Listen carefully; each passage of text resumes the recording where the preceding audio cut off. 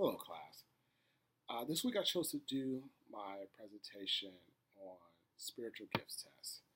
I was struggling a little bit trying to figure out which area I wanted to go in, which topic I wanted to talk about, and finally I decided to do this one. One of the reasons why I did this is because as I was going through and looking at some of the different churches that I attended and I currently attend, I was looking at their mission statements. One of the things I found was that many churches now have the spiritual gifting tests that they present to their parishioners. And so, being in the children's ministry, I find that it's a struggle sometimes to get volunteers to come into the ministry after they have taken the spiritual gifts test, because sometimes they feel like, a lot of times I should say, they feel like, my gifting isn't really in children's ministry. And so, those that are involved in church ministry have to do a lot of work into bringing those untruths or those untrue thoughts about church's ministry and versus the giftings to light, to bear, and to show how that their gifts do relate to the children's ministry also.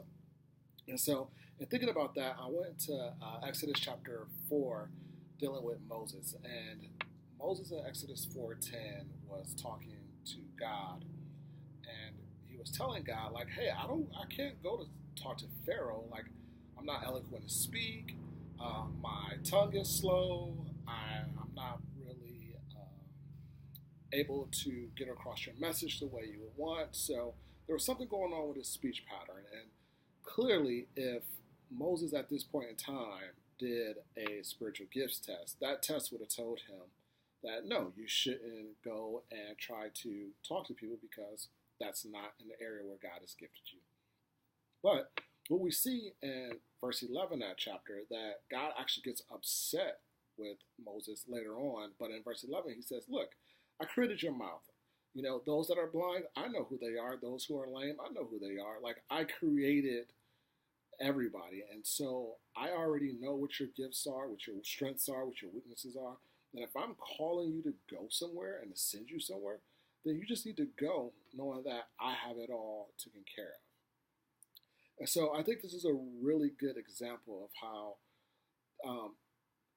leaning on to God and not just what our thoughts are or our understanding of our gifts are is really fundamental and filling out the need and the call for God.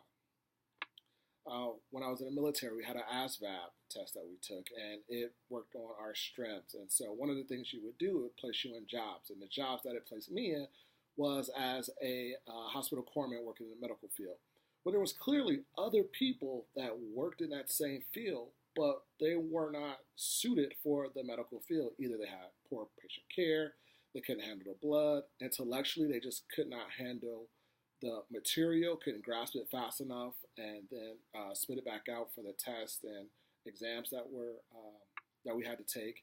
And so I bring that part up to bring up that even the spiritual gifts tests that are taken, like, somebody's written them. And granted, they've done a great job and they've tried to put it in the context of the Bible, and so therefore to lead people in a certain direction. But even in that, even in taking of the test, it's not always the best application or the best place for you to be put in, just because the test says so. I think about Nehemiah, right? Like, Nehemiah, when he went to go build the temple, it was out of a need. He heard that the temple and everything got destroyed. He wept, he cried, he was burdened. And so he saw that there was a need, and he wanted to fill that need. And so therefore, out of that, he went. It didn't mean that he was gifted in building temples. The scripture doesn't say that he had this vast understanding of mathematics and architecture or anything like that. But when he saw that there was a need and a desire, and that God had put it on his heart from his burden, from his emotions, that it needed to be done, and so he went and he did it. And I think that that's one of the keys that we have to realize in dealing with the spiritual gifts test, is that, as Proverbs 3 says, is that we should not trust on our own understanding, but in all our ways acknowledge God and let him direct our paths. And I say that to say that, not that the spiritual gift tests are not relevant or that they can't help us go in the right direction. But even more than that, what we need to do is be in our scripture, praying and listening to what the Spirit is telling us and to go after what God is telling us. God bless. Have a good day.